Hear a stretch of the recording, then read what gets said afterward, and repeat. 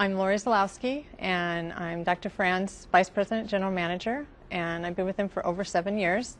And the next virtue is equity, fair dealing with people, and to motivate with production goals, and your staff must share the wealth. And at Today's Dental, we have a bonus system, and it definitely motivates your staff to look at a production goal on a daily, weekly, or monthly basis. And it's something that you should definitely implement in your practice. And now here's Howard to talk about Equitas. Actually, Lori, why don't you stay on with me for a minute and explain the production bonus system? Bonus system. Okay. Well, we have 3 goals, and the goal that we first start with is where you break even plus a 10% net income. And so we start with that goal, and that's a $100 bonus. Then we have a second production goal that's $5,000 higher, and that's $200 cash bonus. And the third one is, again, $5,000 more, and that's a $300 cash bonus. And do you think it changes behavior? I do. I absolutely do. The staff will then look at, what your production is on a monthly and we talk about it at the morning huddle? Every morning it's talked about at the huddle. Yeah, and weekly, Sandy, our office manager, will go over, what the production is. Yep. So it's a good thing? Absolutely. I think it's cute how people will focus so much on a $100, $200, or $300 cash when their check is much bigger, but since the check is all spoken for, that it really doesn't motivate people. It just pays the rent, mortgage, all that stuff. Right. But the cash is just kind of fun. It is, and they really enjoy it. They do. Really like it. Yep. Okay. It's good. Well, I just want to say that I could never do this without Lori. I mean, she's been there forever, and how many times we've doubled our company since you've been on board. Yep. And I could have never ever done it without you, and I couldn't imagine doing it without you. Well, and you won't. So okay, it's well, been thank awesome. you. Thank you. And her husband's bald. I also love that. And so she deals with a bald guy during the day and at night. But equity is so important. And as we said, anchoring. You give people a big check, but it's all spoken for. It's their house payment, their car payment, groceries, electrical bills. Most Americans don't pay out their credit card each month. They just put a big chunk towards their credit card, all these types of things. But cash, especially $100 bills, $200 bills, $300 bills, that's just fun. It's exciting, and they go buy themselves something they probably wouldn't ordinarily buy themselves. And it's just fun to get a couple $200 or $300 bills in your hand, and it's fun money. And but where does profit come from? Not discussing fees before your treatment plan is a human relations crime. We look at factors involving lawsuits and board censorships with dentists. The percentage of people that owe the dentist money is a huge incentive of why they're not happy with their work, why they're complaining to the board. Again, to McDonald's, Ray Kroc, the genius, he takes your order, then he takes your money, then he gives you your food. And in dentistry, we so often see they do the exam, they fix their tooth, and then you beg them for monies in the account receivables, billing each month. There's been very many studies done in healthcare that claims it costs $7 to $10 a month per statement when you figure in the staff, the amount of time they do it, their wages, FICA matching, computerization, stamps, postage, sending out the statements, receiving them, entering them. You just take the order, take the money. And the other bizarre thing in dentistry is when people are doing the exam, doing the dentistry, and not collecting the money, and then this person doesn't pay, and they turn in account receivables, and while you were doing that free dentistry, someone was on the phone that was a good patient of yours for 10 years, and they got up this morning, they broke a tooth on their Captain Crunch, and they want to come in today, and you're so busy doing free dentistry on someone who's not going to pay that you don't have any capacity to have them come right down at 10 o'clock. So by forcing people to pay up front, you'll get rid of about 1 in 20 patients, and that 5% are the people who's in the dentist office across the street, his account receivables are 5% a year. And remember, if the average dentist has 2/3 overhead, and you have 95% collections, well, that 5% that you did not collect, you still paid for that in labor, in personnel, hygienists, assistants, receptionists, rent, mortgage. Your 65% overhead paid for the 5% you didn't collect, which means another 10% of your overhead was to produce dental services that you did not collect money on. So 10% of your overhead would be from the 5% that you did not collect. So you got to take your overhead times what you don't collect and realize that not collecting the money up front is the biggest problem in account receivables and overhead. When you find a dental office with a high overhead, it's basically the account receivables problem. Another thing we see, have a bonus system, it's going to train not just doctor's eyes, but the whole staff to know where the profit zone is. And I've been in office after office, talked to countless staff. I'll be talking to the dental office and say, okay, the average dental office works 16 days a month. So if you've been working 16 days a month for the last year, 2, 3, 10 years, and you're pretty steady on your location and your equipment and the number of staff and all that stuff, well, if you work 16 days a month, it should be a very simple arithmetic of what you have to do each day to break even. I mean, is it 2,000, 3,000, 4,000? And 90% of the staffs in America could not tell you what they have to do each day to break even. So when you don't have a production goal, why isn't anybody playing to win? I mean, imagine the Super Bowl where they just say, well, we just play for an hour in the first half, an hour in the second half, and then we're done. You don't have to win or anything. We don't keep score. I mean, how boring of a football game. Would anybody be diving for the ball? But when you tell your staff, we have to do 4,000 to break even, here's what happens. I'll talk to your staff member and I'll say to the hygienist, what did you do last night? She says, oh, we went bowling and I bowled a 185. Humans always keep score. And I'll say, how do you know it was a 185? Maybe it was 85 or 285. And she says, oh no, we kept score. We played 3 games. I still have my score sheet. I'll say to your assistant, what did you do last night? She says, oh, I went and ran 3 miles. I say, well, how do you know it's 3 miles? Maybe it was only 2 miles. Maybe it was 5 miles. She says, no, I'm a monkey without a tail. I got my monkey mobile. I drove around the circle. I measured it with my odometer. It's a 3-mile run, not a 2-mile, 4-mile. They always know the score. And I'll say, your receptionist, what did you do? And she says, oh, we went and played softball last night. We won 9-7. And I'll say, well, how do you know you won 9-7? They say, well, one of the people does not play on either team. They're a referee. One person's just dedicated to reffing the game and keeping score. We play in a league, and they always know the score. And then I say at 5 o'clock, everybody's getting ready to go home, and I say, well, what was the score? I said, I have no idea. Why? We don't keep score. And then the dentist is all stressed out because tomorrow's payroll, and he's about ready to cough up a blood clot because he doesn't have enough money in the bank, and he's all stressed out. And he's carrying all this burden on his or her back for no apparent reason because all people want to win. So when you start the morning huddle and you say, the goal today is 8,000, and we want to do 8,000 a day, yada, yada, yada, and they will be sitting there at the morning huddle, and they'll say, okay, well, we got scheduled 8,500, so we're okay. And then they'll say, well, what, if Doctor's big production canceled, if so, we'll be in trouble. But they will set up during the day like, okay, if we get an emergency and to make goal, we got to work through lunch, what assistant is going to go with Dr. Fran through lunch? Or if it's 5 o'clock and someone has to go long, who's going to go long? And we got 4 assistants, so you'd only need 1. But the whole team is wired up on Motorola walkie-talkies. We have their morning huddle. They know their goal, and they also know their cumulative goal. Like for the month, are we down 1,000? Are we up 1,000? How much fudge area do we have? And if you're going into the last 3 days of the month and you're down 2,000, they'll sit there and decide. Okay, Jan says she'll go through lunch, and Christine says she'll stay after, whatever, and we just get it done. And remember, you have your fixed cost.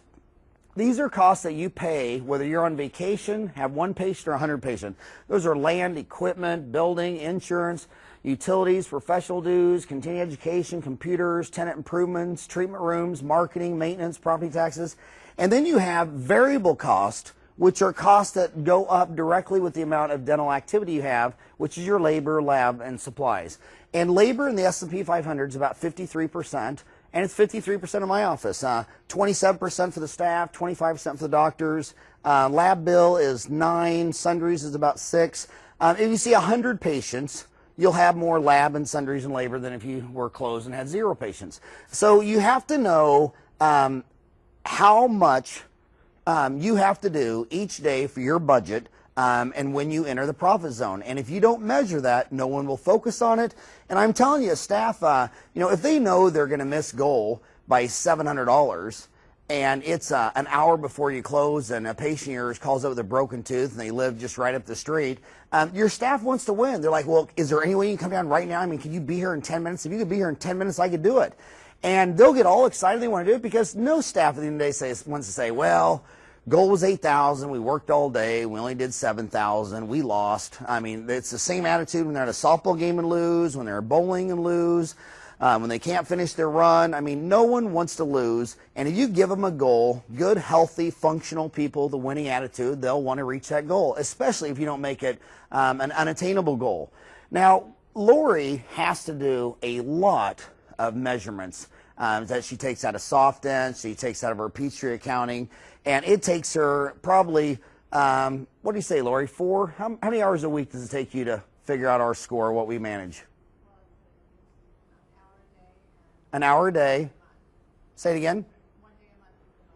An hour a day and one complete day a month, because practice management companies that sell software are too insane to realize the schizophrenia of having your insurance and billing and statements in one software package and all of your payables and receivables in another package. I mean, it is simply a complete insanity.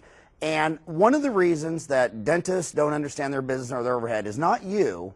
It's because your franchisee, which is SoftDent, Henry Schein, Patterson's EagleSoft, they don't give you the full picture. And it's absolutely a criminal shame.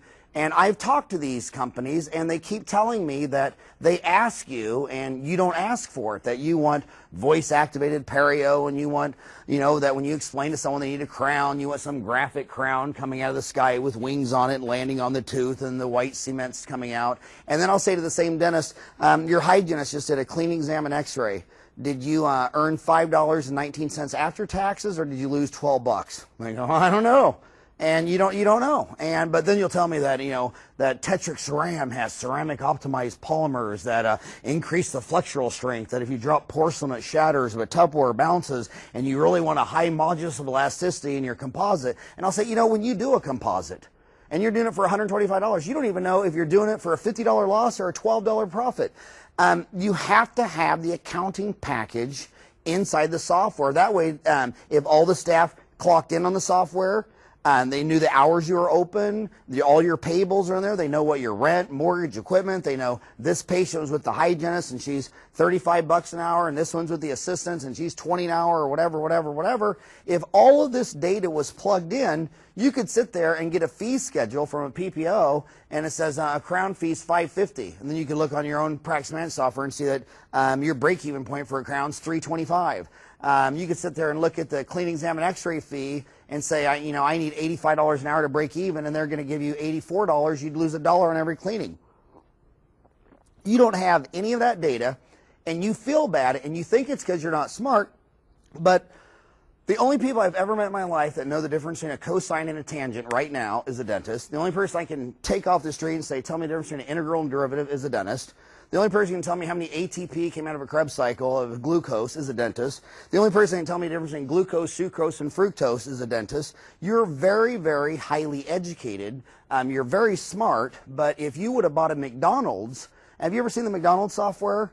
Very, very simple. At the end of the day, you're trying to turn off the computer, and it won't let you turn off till you count how many cups are left, how many hamburger patties are left. That's for your internal control over peculation, loss, stealing, all the sales in there. When it's all done, at the end of every night, they'll tell you, okay, a Big Mac is $2.19, and your break-even point's, $2. You're making 19 cents off the Big Mac. This is what your hourly overhead. Here's how much money we made today. 35,000 McDonald's close the books at night, dump all their data back to McDonald's headquarters, and all they're doing is hamburgers, fries, and Cokes, and they know all the data, all the answers, so that the average McDonald's, which does over $2 million a year per store and is ran not with an office manager like my Lori Zalowski, who's intense.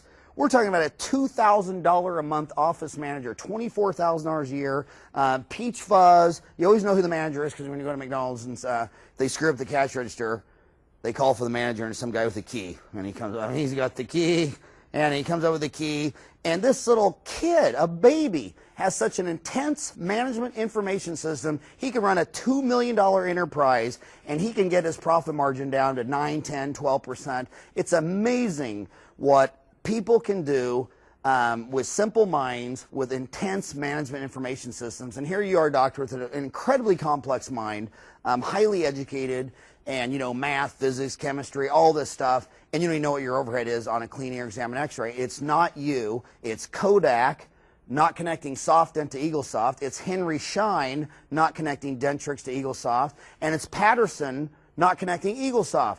And here's my other big move. When Clinton was in office, Bill Gates tried to buy Intuit Quicken.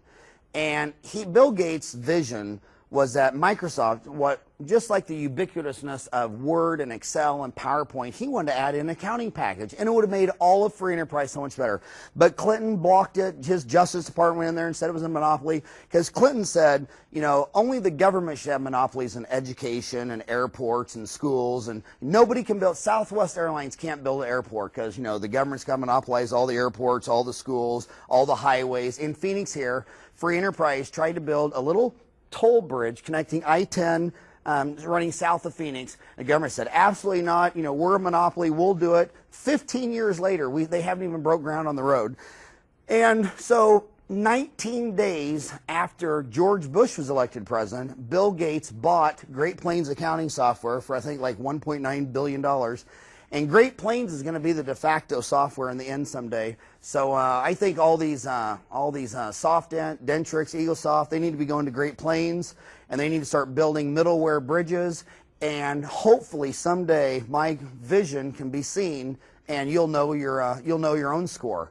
And so where is your bonus and your raise, staff? Do you want to know where your bonus is? Look and see how much money is in your 90-day account receivables. Every day, do you guys talk about your 90-day account receivables? Are they going up? Are they going down? Do you focus on that? All I tell my staff and my indicators, I just want them to go down $1 a month. I mean, as long as they're always trending down, we're okay. But some of the offices I've been in, Sally McKenzie and I talk about this a lot, where she'll go in office, and the over 90 account receivables have gone up every single month for the last 5 years. And the only reason that happens is because no one's watching it. Do you want to know where your next pay raise is? Look and see how much money is your over 90 account receivables. You can't suck blood out of a turnip. The communists tried it from their 1917 Bolshevik Revolution till when the Berlin Wall fell in 1989. And when you don't have incentives, when you don't have proper capitalism, it doesn't work. You can't have bonuses if you don't have profit. You're not going to have profit without collecting the money, and you collect the money before you do the dental procedure. And when you're doing this, information also can be spread with email. Not only is email used to acknowledge positive staff accomplishments, birthdays, when they do something great, letting them know, and not just them know, but let their peers know. Don't send them sometimes you send them a private acknowledgement, but a lot of times it's good to CC it to everyone else so everyone knows this person's doing good. But this can also be for information of, about your account receivables. It can be about all kinds of things. No matter how great the talent or effort, some things just take time. I always say you can't produce a baby in 1 month by getting 9 women pregnant. Some things just take a long time. So when you go after these goals, don't do the panicky, maniacal, crazy thing. You come back from a seminar and you start 9 projects and finish none, and you try to do everything in 2 weeks. Always think in quarters. Come on, you guys, I would graduate from dental school at 23, and think of being a dentist from like 25 to 65, 40 years.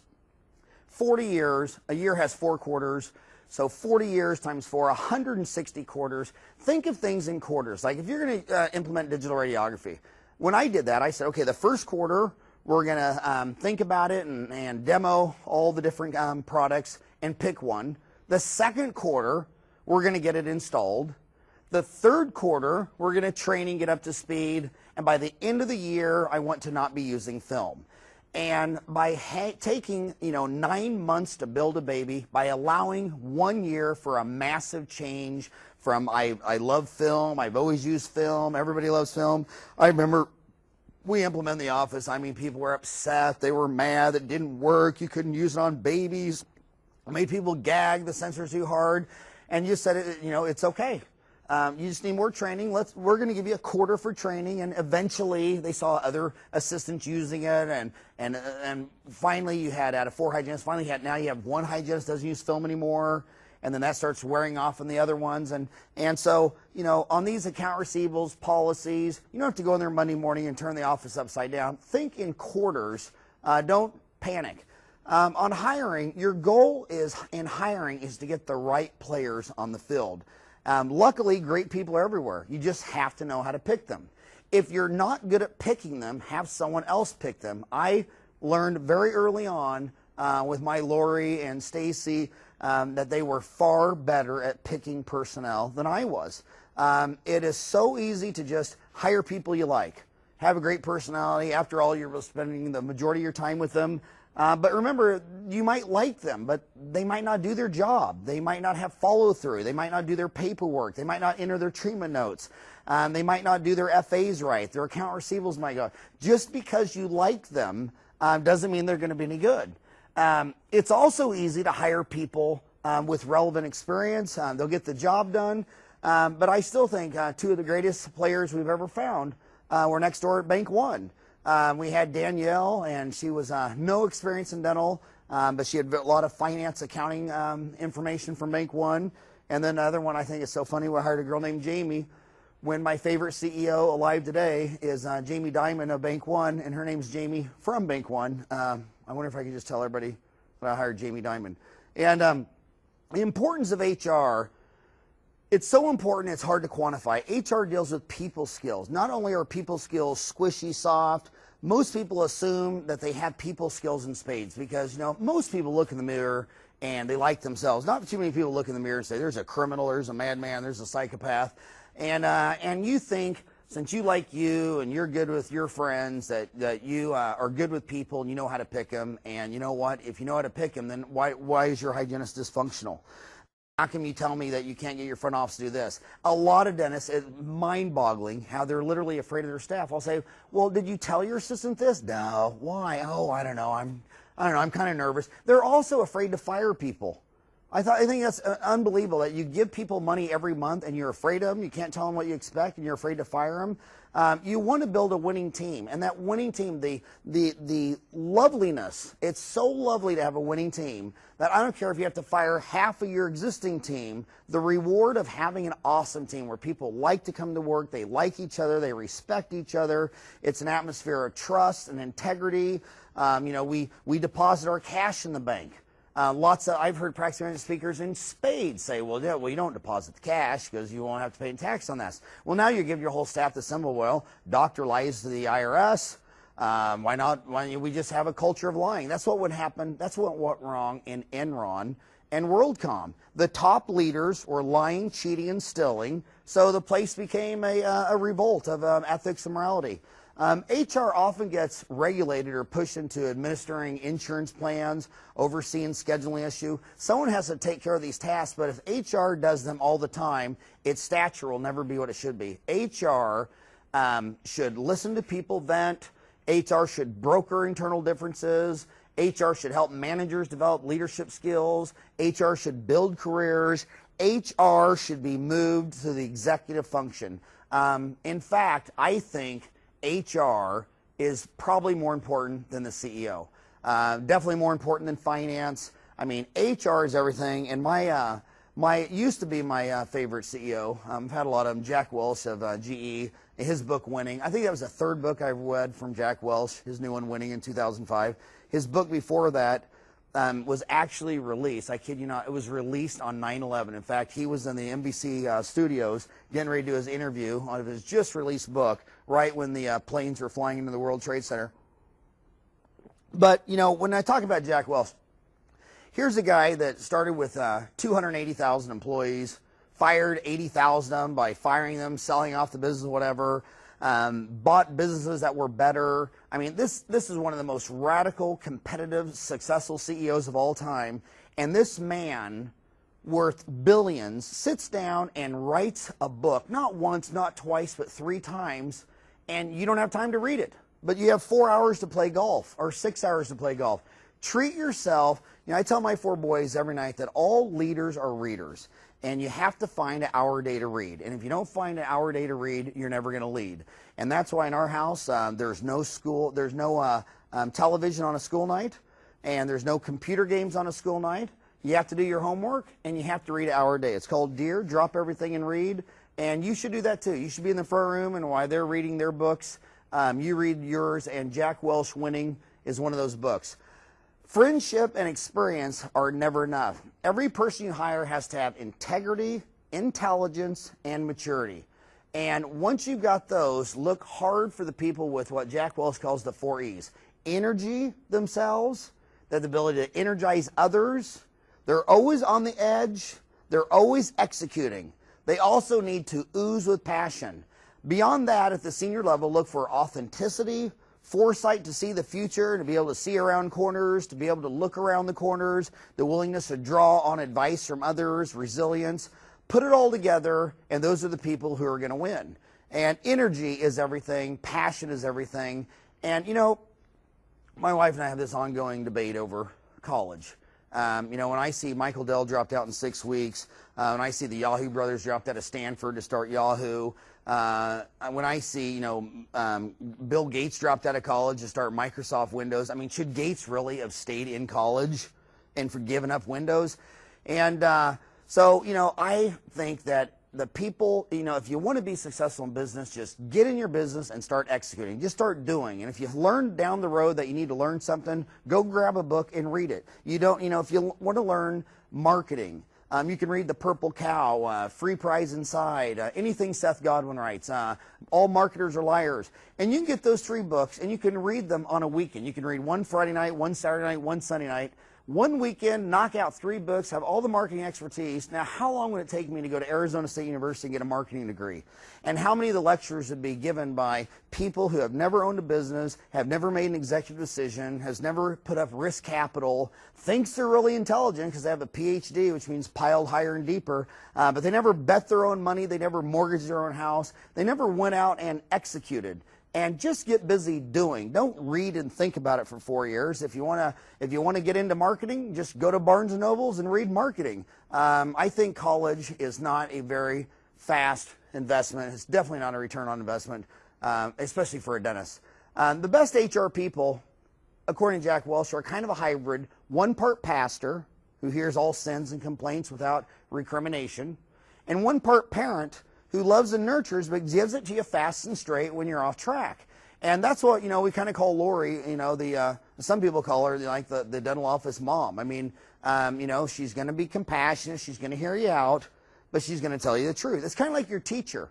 You know, when your teacher gives you an F, you know, the teacher doesn't say, well, I love all my students and I like all my students, so I'm not going to give them any grades. That's all touchy-feely theory. And, you know, kids got to hear it straight. And you need to face straight into charge relationship with your superstars, any of your staff that are sliding, and you need to charge in fastest with your disruptors. Like families, companies have relationships filled with history or fraught with tension, but managing people well means paying special attention to these hard relationships, not just letting them fester or float into neglect, approaches that are entirely human but often end in a mess. If you've got a problem with the staff, you've got to charge into that and deal with it head on. You can't let it build up to where it comes out in a volcano. You can't let it fester for 3 months while they're demoralizing the staff. And furthermore, you don't even know their side of the story. When you go into this, you might find out something that you're actually the disruptor. You're actually the problem. And a company that manages people well takes disruptors head on. First, they give them very tough evaluations. You have to name their bad behavior. You have to demand it change. You know, you have to do, one of my very good friends, Kathy Cluster, who's a dental office manager, she always had a rule, 3 strikes and you're out, you know, and she'd count them. And she would come up to you and she'd say, okay, you know, strike 2, you know, you do this one more time. Or like morning huddles. You know, it's one thing to come late to a meeting. It's one thing to always come late to a meeting. What does that say when you have 12 people and one comes late to the meeting every other day and everyone else is on time? Do 11 people really have to wait for the one person late? It's disrespectful. It's just not acceptable behavior. And also, disruptors are a personality type. They actually have issues with authority. And maybe go back to their childhood. And you can't change people. Okay, but it's a lot easier to find someone who's a great pitcher than to take someone like me and try to turn him into a pitcher for the New York Yankees. And that's my favorite coach too. What is that guy's name? The Yankees? George Steinbrenner. And George Steinbrenner, my gosh, he wins the World Series, what, 25 times the Yankees have won it, or 27 times, I don't even know. And the bottom line is why. If you can't pitch and you're throwing pitches and they're hitting them out of the ballpark, they're not going to talk to you. They're not going to, take you out to lunch. They're not going to send you to pitching camp. They're going to fire you in about 3 seconds and find someone that can pitch. And they take HR so brutal that they always win. And the more brutal you are with HR, the more you're going to win. So when you have disruptors, they're poison. They're like cancer. They need to be surgically removed entirely today. And letting go is hard to do. Letting people go is not something to be avoided. It's not something to be delegated. It's not something to be done quickly with your eyes closed. It's a process that they must fully own, guided by 2 principles: no surprises and no humiliation. I mean, if you can't pitch, you don't run out there and start yelling and screaming at a guy and kicking him, beating him. If he's pitching poorly for 5 games in a row, you just don't fire him at the night of the 5th. I mean, you got to talk to him and say, I'm sorry about last night, man. I don't know what happened to your arm. I don't know what's going on. What do you think it is? And he's talking to you. I don't know. I think I tore my rotator cuff. And, well, hey, what do you want to do? Do you want to quit, or do you want to give another try, or do you want to eat some ibuprofen? And you're talking about it the whole time. You're not humiliating him. You're talking with him. And finally, he knows. He's going out there on this night, and he says, if we don't win this game, I know I need to go. I need to go for the team. And, you need to tell people, if you can't get to work on time, you come in every Monday and you're hungover after a week at the lake drinking. I mean, I know you're tired and have a migraine, but you were drinking at the lake all Saturday and Sunday, and you do it every weekend during the summer. And you talk and talk, and no surprises, no humiliation, just very clearly, this is what we're looking for. And is this you? I mean, are you doing this? Do you think you're doing this? And together, and they should come to you and just say, finally when it's the last straw, they should just come to you and say, I know, this isn't really working for either of us. Harvey McKay, who lives in Phoenix, says he spoke at our MBA class a couple of times. Unbelievable guy. He's like, 80, 85, and he's in better shape than I am, plays tennis every day. Harvey said to me, it isn't the people you fire who make you miserable. It's the people you don't fire. And Harvey said, if you fire someone and they are shocked, you are not a good manager. And agreements prevent disagreements. So once again with Jack Welch, the 4 E's. Do your people, every one of them, makes you money or destroys capital? Everyone. How come some of your staff have referred all their friends and family? You worked on their mothers or in-laws. My dental assistant, Chris Caloris. I mean, my God, I worked on her mom, her mother-in-law. I've worked on all 3 of her sisters, their husbands, their children, all these things. Go through each one of your staff members. Do they have positive energy? Are they in this like you? Are they excited? Are they there for money? When you do things you don't like to do for money, you end up into disease and dysfunction with very dysfunctional coping habits of beer and pills and all these kind of things. Surround yourself with people who work is the reward. And they have the energy, they have the ability to thrive on action, they relish change, they're generally extroverted and optimistic people. And you have to have people, to build a team, you have to have people that energize others. People who energize can inspire their team to take on the impossible. They make it fun to work. There's people in our office. I mean, I've never seen Stacy walk by where I didn't crack a smile or start laughing because she's just that type of a person. And when I drive to work, as soon as I pull around the corner and I see Dr. Dominic's car, I crack up because I know he's going to say some twisted thing when I walk in. He's always funny. They're always energizing others. It's very nice when you do a really cool root canal to sit there and they bring you back the x-ray and to have a coworker like Sam say, man, that is awesome. That's your 3rd, 4th canal on a first molar in a row. That's 4 for 4. And then you think back that, the first 5 years out of dental school from 87 to 92, I don't think I ever found a 4th molar. And now, a 4th canal. Now you're finding 4 in a row. It's 5. It's so great to find a 4th canal downstairs on a mandibular first molar. It's always between the mesial buccal and the mesial lingual.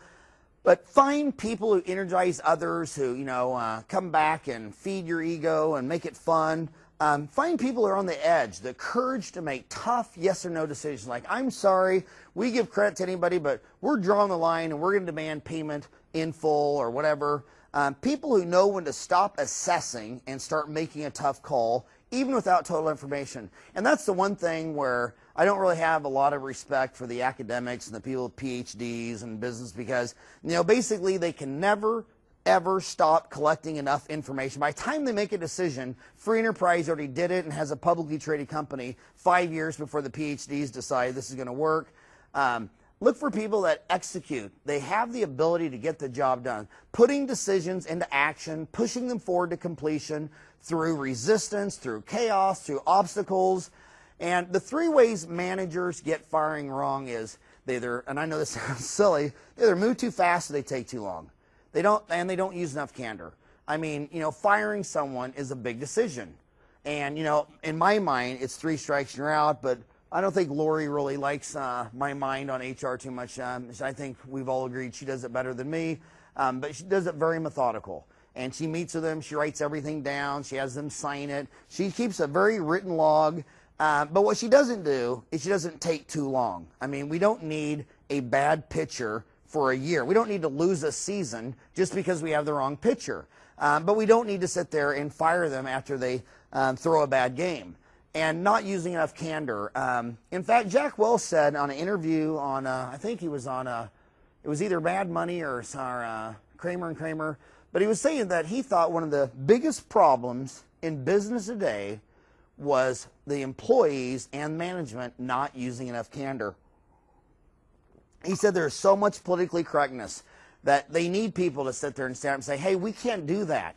I know we're coding at this, but that's just the IRS, that's just not right. We can't do that. Or, you know what, we're risking too much money, and I think it's too big of an investment. I mean, basically management comes in, they present something, and everybody stands up like a bunch of mindless lemmings marching forward to the sea.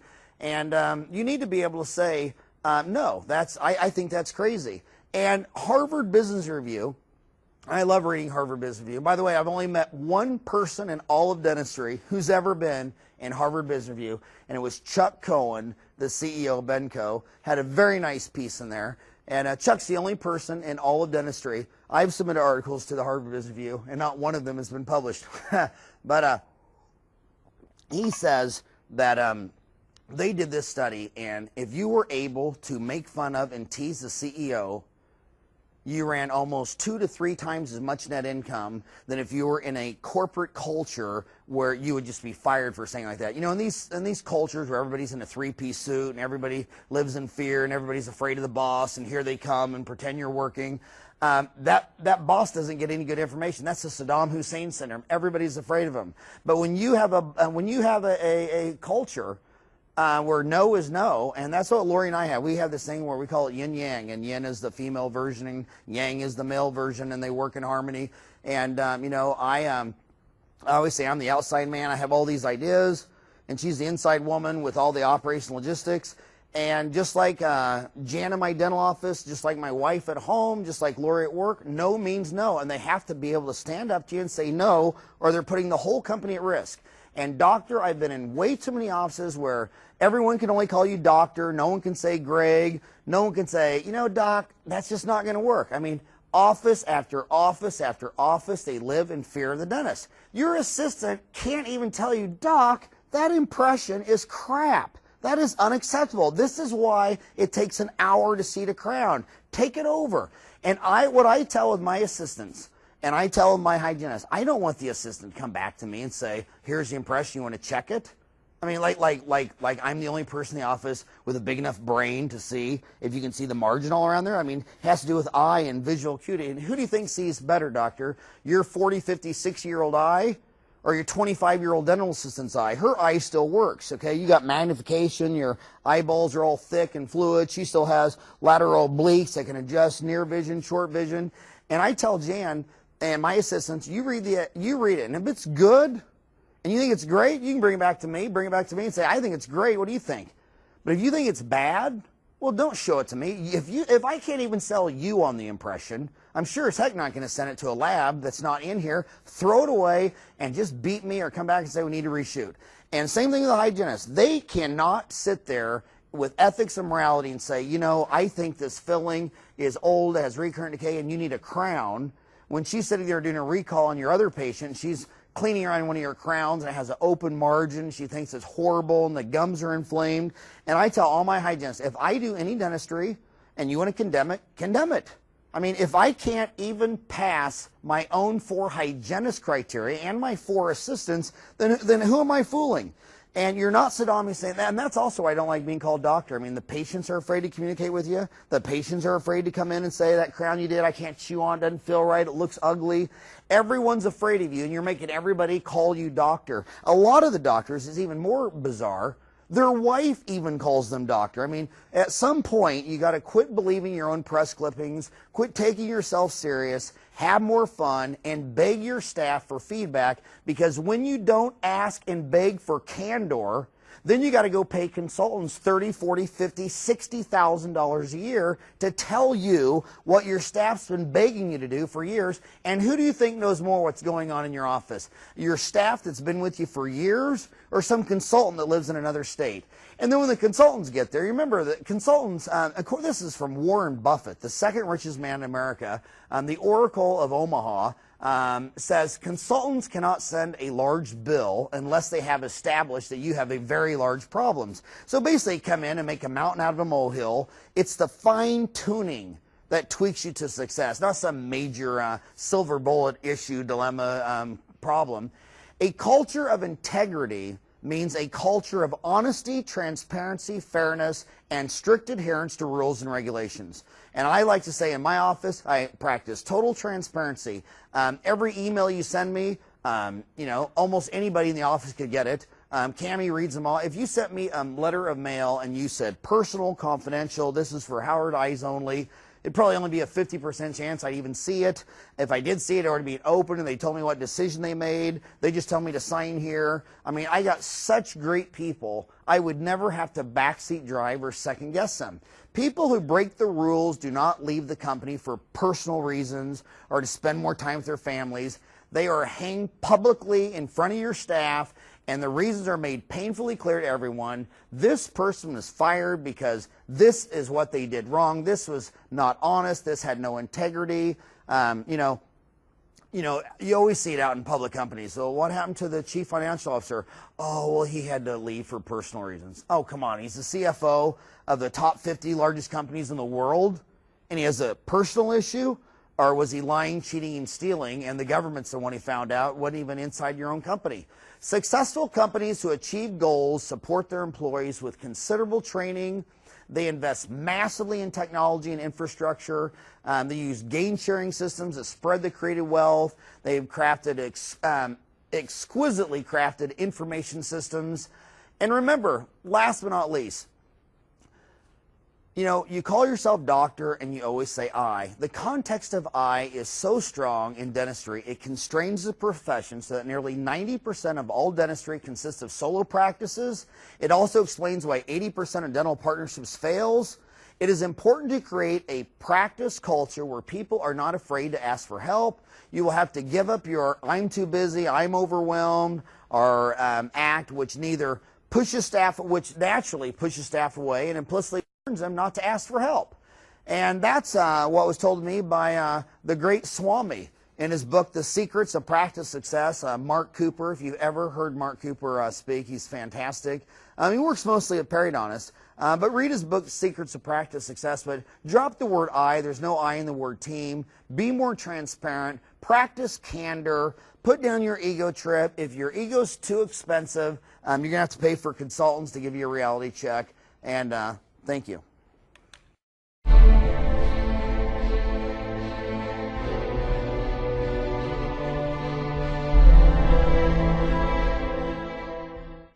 Hi, my name is Jamie, and I am the administrative coordinator at Fran Media. So if you ever call Fran Media, I am most likely the person helping you out.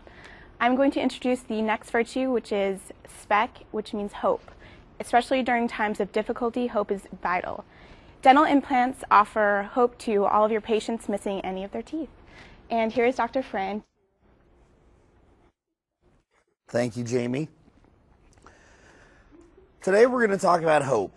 And basically, hope is found so much in implants. And people lose their teeth, and they're sad, and they're feeling bad, and they're missing a tooth. It's never going to come back. It's mutilation. It's right then where you got to offer hope and say, you know, don't worry. You can replace that someday with a dental implant.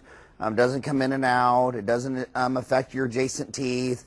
That's also a great time to maybe convince them to placing some artificial bone or something in that socket. You know, we lose about 40% of the alveolar bone around a tooth extracted in the first year. And there's some good research on bone augmentation during extractions. And a lot of times, a lot of patients, it's market segmentation, you know, most people use car, can't afford it, but, you know, the upper 1/3 of the market will say, really, if I put in some artificial bone, that's going to be a good thing. And remember, work is its own reward. I'm going to keep saying all throughout this series, why don't you commit today to learning how to place one single root form implant? I mean, how is that too much to ask? You're a doctor of dental surgery, and I'm asking you to place one dental implant. How come some people place 10 a month, and there's other dentists who have never placed one in their entire life? And don't say, well, Frank's better at it. I mean, that's not, what if everybody said Frank's better at it and the whole nation didn't place dental implants? I mean, we have 280 million people. Someone's got to learn how to place dental implants, and this isn't something just for periodontist and oral surgeons, especially single root form implants on the anterior mandible. Remember, when we're dealing with bone, you know, the lower mandibular anterior is as hard as maple wood, oak wood. It's just incredibly hard. When we get to, and there's no really anatomical structures to worry about, as long as you make sure you're 5 millimeters in front of the metal foramen, in case sometimes there's an anterior loop, you should be very good. And you can find these easy on a pano. But the mandibular posterior, the wood drops down to balsa, and there's an inferior alveolar nerve which you can't hit. The upper bone, upper maxillary anterior, is like styrofoam. And then we get to the maxillary posterior, we have big sinus cavities. And so the degree of difficulty is very easy, be careful, very hard, very difficult. So, you know, commit today on, you know, some lower anterior implants for dentures. Dan Fisher, founder and president of Ultradent, who you should be on a first name basis with, asked what % of a denture is bought for function? What % of a denture is bought for cosmetics, mental health, dignity, humanity?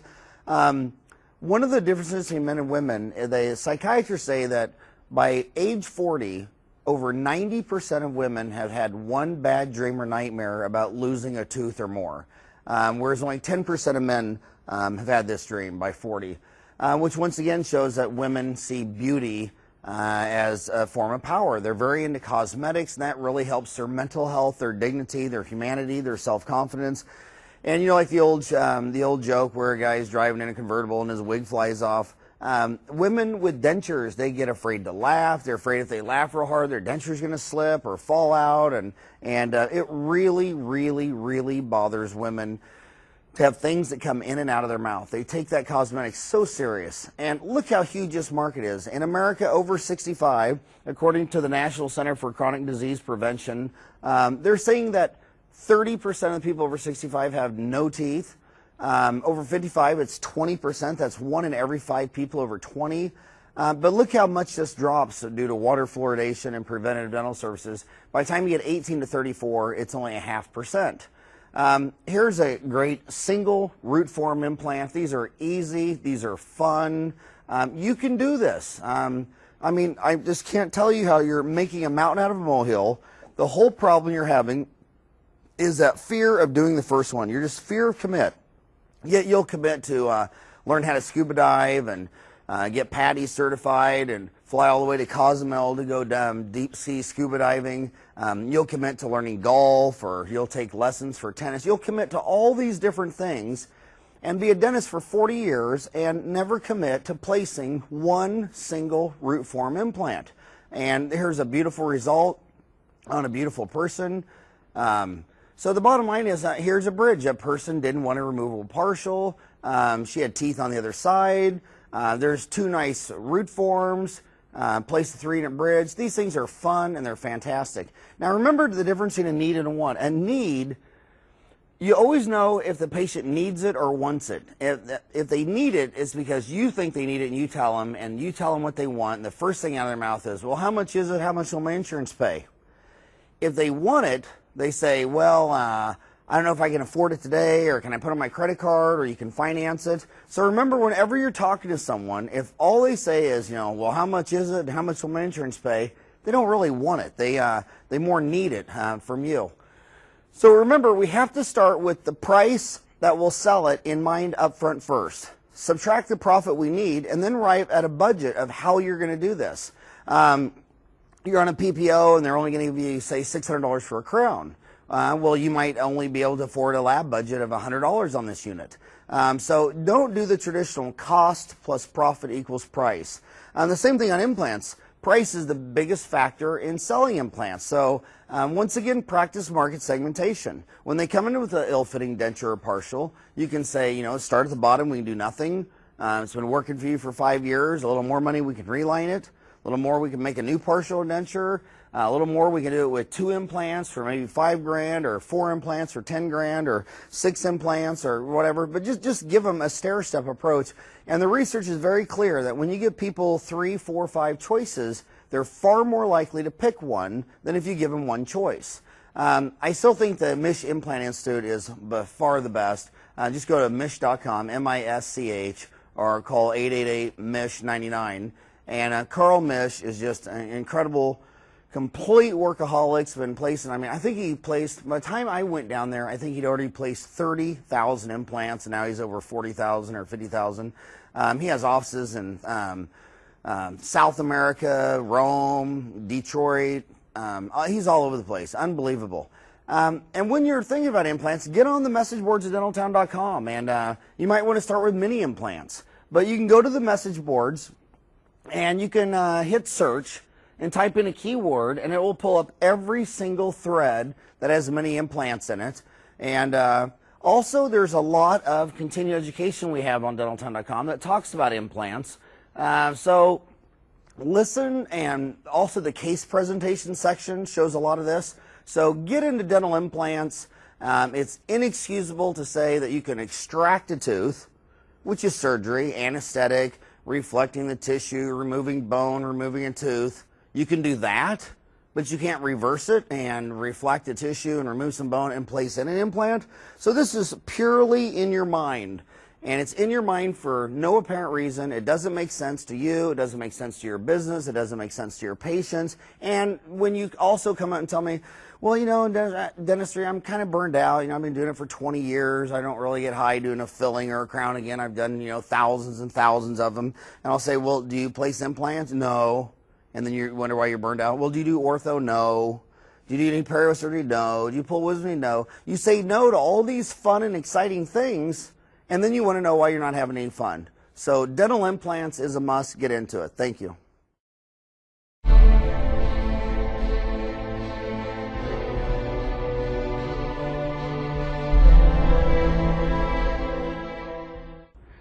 Hi, I'm Tom Giacobbe, Editorial Director of Dentaltown Magazine. I'd like to introduce our next virtue, gravitas, gravity. It's a sense of the importance of the matter at hand, also responsibility and earnestness. Do you understand the gravity and importance of quality? Do you understand what quality really is in a service business such as dentistry? Howard Ferrand does. Thank you, Tom. Pleasure. When I grow up, I want to be just like Tom. Tom is, he's done so many good things as editorial director of Dentaltown. And that's another virtue of learning how to attract and retain key talent. I loved being the editorial director of Dentaltown. But when I found a dentist far smarter and wiser than I was, I found Dr. Giacobbe. And he has certainly shown me a newer height for Dentaltown Magazine. What is quality? It's your brand name capital. It basically means a high mean, a low variance, more options, and meeting customer expectations. So let's go through that and see what it means. What does a high mean?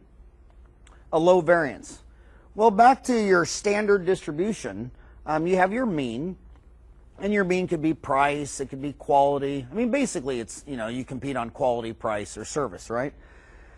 And so it's a high mean in quality or price or service, and it's a low variance. Every time I eat at McDonald's, it's 2 all-beef patties, special sauce, cheese, less onion on a sesame seed bun. I never go to McDonald's, eat a Big Mac, and have it be 3 patties or 1 patty or horseradish or too much mustard. Or in a service business, it means what is your staff turnover rate?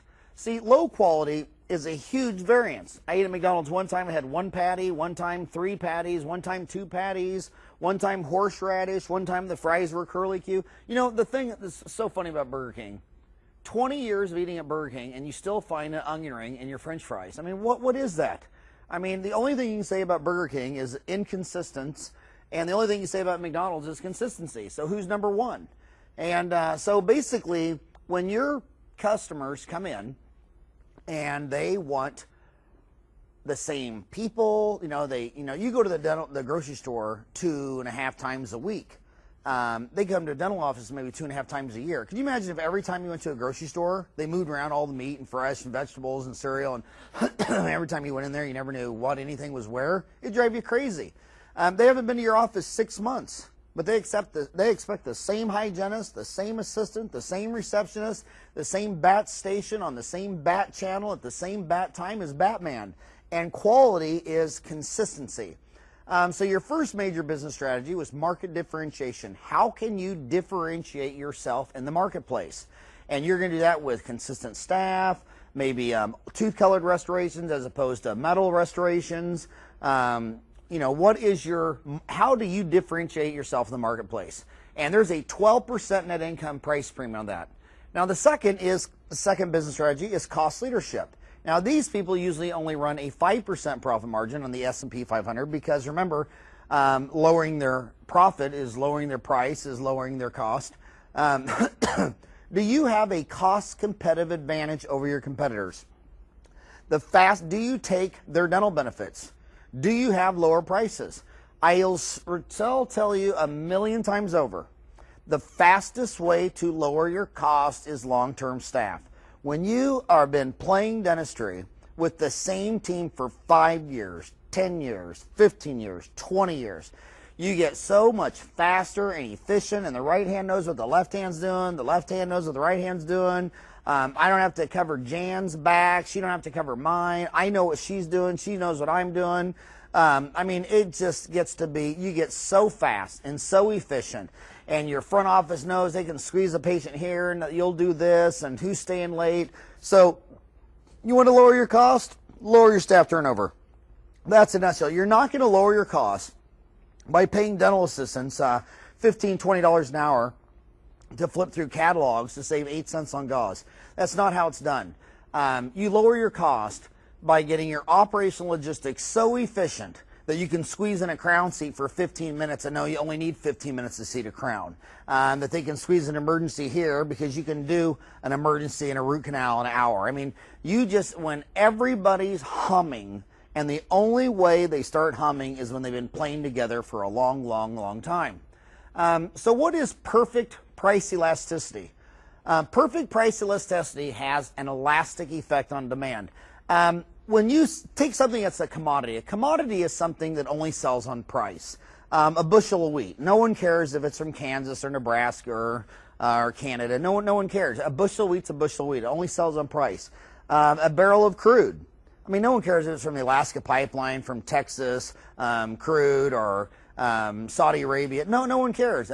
Gas and a barrel of oil is a barrel of oil. A bushel of wheat's a bushel of wheat. Commodities are things that only sell on price. At a price of $4 a bushel, the market demand will elastically stretch out to accommodate your entire supply of wheat that you sell. Raise your price to $4.01. Nobody buys a bushel of wheat at $4.01 if it's selling for $4. You come to the market and say, well, my wheat's better. It's all organic, and I was nice, and I love my cows, and I raked manure into my farm. No one cares. There's no Nike wheat. There's no Nike crude oil. It's just bushel of wheat. At $4, you could sell any amount you could farm. At $4.01, no one will buy it. This is a perfect price elasticity. Perfect price elasticity has an elastic effect on demand. So in an unregulated commodity business, a company must lower its costs to competitive levels or face extinction. These are all the, according to Warren Buffett, notice all the industries like this that have unions that go on strike. They're all commodity businesses and they don't even know it. Any business that goes on strike is a very dysfunctional, very competitive industry. Notice the high-tech stuff. There's never been a strike at Intel, Microsoft, Texas Instruments, Hewlett-Packard. These high-tech, fast-moving companies are fast-moving, profitable. They don't have labor disputes. They don't have those kind of problems. You can, you can only compete on quality, service, or price. You can compete on quality in dentistry with continuing education and market differentiation, service with your staff, price with cost leadership. You can kind of compete on all. We always say you only manage three things: people, time, and money. You got the best people, you keep them a long time, you'll do everything faster. And when you got long-term people doing everything faster, the money follows. So business is so simple. It only has three functions. You make something, you sell something, you watch the numbers. You make something, doctor, and you are such the core of that department, and your hygienist should be motivated to be the core of the perio department. Hopefully your hygienist regularly meets with your periodontist. Hopefully you have a lunch and learn. And by the way, don't have your periodontist bring lunch. You provide the lunch. They're your hygienist, they're at your place, or you go with and you buy lunch. Don't make them realize that, hey, we're paying for lunch because I don't want the periodontist to come and buy lunch. I want to go have the periodontist come over and we'll bring in lunch and we'll sit around our table, and we just think it's an honor that you're going to come by and teach us how to do something better. And selling something, you know, the right people and the great products and your great staff, you start selling yourself. Remember, nobody had to advertise to sell an iPod or Google. The only people selling Google were all their happy customers telling all the people using Yahoo to switch to Google. And the same thing with iRiver. I mean, I don't care how many ads they have, everybody buys an iPod because they go to school and their friend says, man, check out this iPod. iPod put all of their marketing dollars in developing something that was so seamlessly easy to use. And as far as watching the numbers, everyone watches numbers. We make all of our numbers transparent. We run those reports, we post them on the walls, we open up all that information. The more people looking at the numbers, the more likely someone's going to find a competitive advantage in there, or something for you to do. So what is perfect price inelasticity, which has an inelastic effect on demand? Well, pharmaceuticals are the best example. Let's go back to the clarity test. When Milton Friedman's asked, do we spend so much on healthcare? He comes back to his clarity test with the little blue pill. A, you die tonight. B, you die a year from tonight. A, you die tonight. B, you buy a blue pill from Pfizer and you die a year from tonight. How much would you pay to take a blue pill to avoid dying tonight and die exactly 1 year from tonight? How much would you pay? Or let's look at pharmaceuticals. Let's say that, here you can see that, let's say that Merck has a cancer drug for, let's say Pfizer had a cancer drug for $500, where 6 out of 10 patients treated were alive in 5 years. But Merck came out with a new one where 7 out of 10 people live 5 years. So for an extra 1 in 10 chance of living 5 years, how much more would you pay? Say Pfizer drug was $500, Merck was $800. Would you pay $300 extra for an extra 1 in 10 chance of living 5 years? Breast cancer used to always be treated with tamoxifen. Now they've got some new ones. How much would you pay extra? Would your HMO pay extra? Why have we trained a nation to pay for their own house, their own car? When their house breaks down and they need something, they go to Home Depot and pay thousands of dollars to fix up their bathroom. When their car breaks down, they do all the oil change, fix up their car. We've trained a nation to take care of their own car and their own house. But then when it comes to their human body, they just lay there like they're victims. They sit on the sidewalk. Well, it's not, my insurance company won't pay for it. And I just say, well, I guess you're going to die, huh? And they get inside their SUV and fill it up with gas and drive home and put in a new fireplace or a new patio. It's amazing how culturally we have trained people that, hey, take care of your house and your car. That's your responsibility. When it comes to your body, I guarantee you that HMO is who you should put all your faith into. So how much extra would you pay for an extra 1 out of 10? I mean, I'd pay $50,000. Would you pay $100,000? Would you sell your car? Would you sell your new car and drive a used car? Would you sell your car and take the bus? I mean, what is it worth to you? And it shouldn't be worth the same amount to every person. Some people, they truly don't care. They actually truly don't even want to live. A lot of these people are burned out, fried, old. Did you know if you're a man over 65 and your wife dies, half the men die within a year? So, you know, if you're 80 years old and your wife died 6 months ago, and you probably don't even want to take either pill. You probably had a nice life, you're done, she's gone, you're ready to move on. A reputation creates a consumer franchise that allows the value of the product or service to the purchaser rather than its production costs to be the major determinant of the selling price. Consumer franchises are a prime source of economic goodwill. Other sources include government franchises, not subject to profit regulations such as television stations, as an enduring position as a low-cost provider in the industry. Warren Buffett is always talking about he's not going to buy a stock unless it has a huge protective moat around the business. He said he bought Coca-Cola because he said, if I gave you $1 billion, would you start a new Coca-Cola company to go against Coke? I mean, what's that other one? RC Cola or whatever? I mean, Coke is such a brand name the world over. $1 billion wouldn't even begin to get a competitive business going off the ground. Remember the guy from Virgin Airlines wanted to start Virgin Coke? He had a lot of money, threw a lot of money at it, thought there were high margins in it. He lost everything he threw at Coca-Cola. So what is your protective moat? It's got to be your staff. It's got to be the whole product, the whole experience of them coming in for a cleaning, an exam, an x-ray, the whole experience of dealing with your office. Your consumer franchise is your goodwill. Now, the third major business strategy behind the first one, which is market differentiation, the second one, which is cost leadership, the third and last of the three major business strategies is a target market. Do you target a specific group of people that have special unmet needs, wants, and desires? I found it interesting that when I set up my office, you know, you go across the street and it looked like you were practicing in Ireland. I mean, you go across the street and here's a doctor and assistant and receptionist and everybody's Irish or English. And then I'm thinking, God, we live in Arizona and 27%, a quarter of them came from Mexico. You know, we always had, you know, an assistant. 2 of my 4 assistants speak Spanish. Both of them speak Spanish as a primary language. Look at the demographics of your area. A good friend of mine, Tom Orant, practice manager speaker in Boston. He opened up in Boston and noticed that everywhere he went, people had this accent.